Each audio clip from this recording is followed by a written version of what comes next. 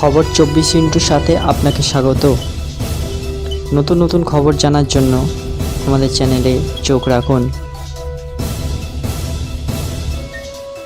নতুন সরকার গঠনের আগে আজ বুধবার প্রধানমন্ত্রীর পদ থেকে ইস্তফা দিলেন নরেন্দ্র মোদী। আজ দুপুরে রাষ্ট্রপতি দ্রৌপদী মুর্মুর কাছে গিয়ে নিজের পদত্যাগপত্র জমা দিয়েছেন বলে খবর।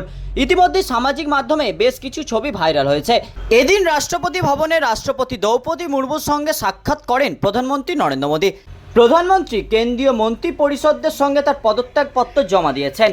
রাষ্ট্রপতি পদত্যাগপত্র গ্রহণ করেছেন এবং নতুন সরকার গঠন না হওয়া পর্যন্ত প্রধানমন্ত্রী ও কেন্দ্রীয় মন্ত্রী পরিষদকে দায়িত্ব চালিয়ে যাওয়ার অনুরোধ করা হয়েছে বলে জানিয়েছে রাষ্ট্রপতি ভবন। গত মঙ্গলবারই নির্বাচন কমিশনের লোকসভা নির্বাচনের চূড়ান্ত ফল ঘোষণা করেছেন। কমিশনের তরফে দেওয়া তথ্য অনুযায়ী বিজেপি একটি বড় জয় পেয়েছে। 543 আসনের মধ্যে বিজেপি পেয়েছে 240 আসন, কংগ্রেস পেয়েছে 99টি আসন। 272 সংখ্যাগরিষ্ঠতার গণ্ডি পেরিয়ে গেলেও টানা তৃতীয়বারের মতো সরকার গঠন করতে যাচ্ছেন নরেন্দ্র মোদী। বিজেপির পারফরমেন্স চিত্তাকর্ষক।